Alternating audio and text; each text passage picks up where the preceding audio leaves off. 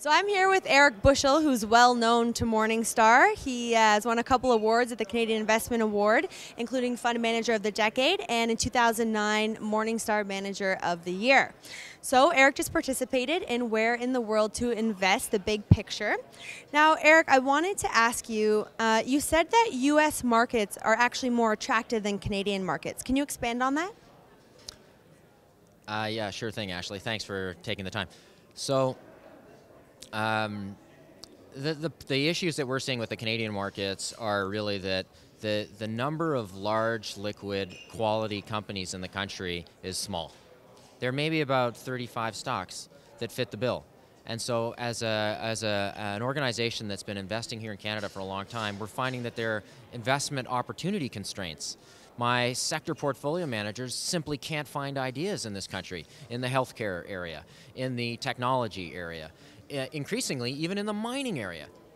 The best assets, the best managements, the best, most diversified companies in the mining sector are no longer Canadian.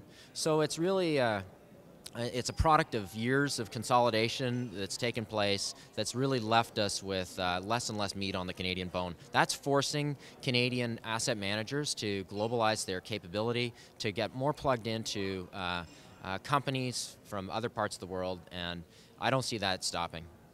And does this affect how Canadian companies view the TSX as a benchmark? I don't think it affects the way that the companies look at the TSX. I think it affects the way that the investment managers should consider the TSX as a, or S&P TSX as a benchmark, because the concentration there is profound. We have three sectors, financials, energy, and materials, that comprised 80% of that market. You know, healthcare and technology, as I mentioned just now, really are less than 1% of the market each. Those are two of the biggest sectors in the U.S. So you can see this concentration risk that the benchmark is creating, and a lot of those sectors are actually correlating today. So this is creating an investment risk management problem for Canadians. And Scott asked, Scott, our CEO, is the moderator of the session, and he asked if there were any specific sectors that you were interested in, and you said you were actually bullish on healthcare and IT. So just wondering, what did you see in those sectors? Well, what I see is two of the biggest potential solution providers to unmet needs in the world. Are in healthcare and in technology. There's lots of high-value R&D, intellectual property.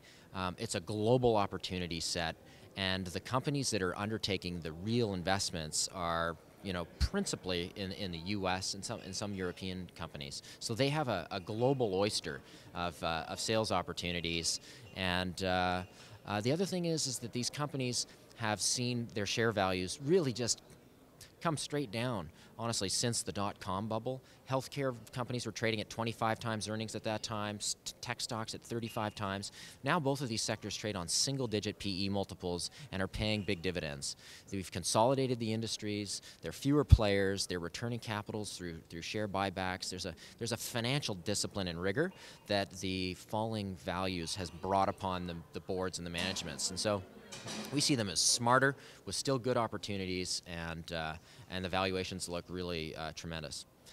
Balance sheets in those sectors are very, very strong, and the companies generate lots of free cash flow.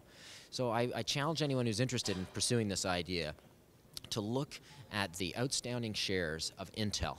Take a look at that chart, and it looks like a set of stairs. It's just continually buying back shares and reducing that share count. That means that you own more of the company every single quarter. And so this is the kind of thing that we think is going to be really a home run. Great. Thanks so much, Eric. Okay. You're welcome.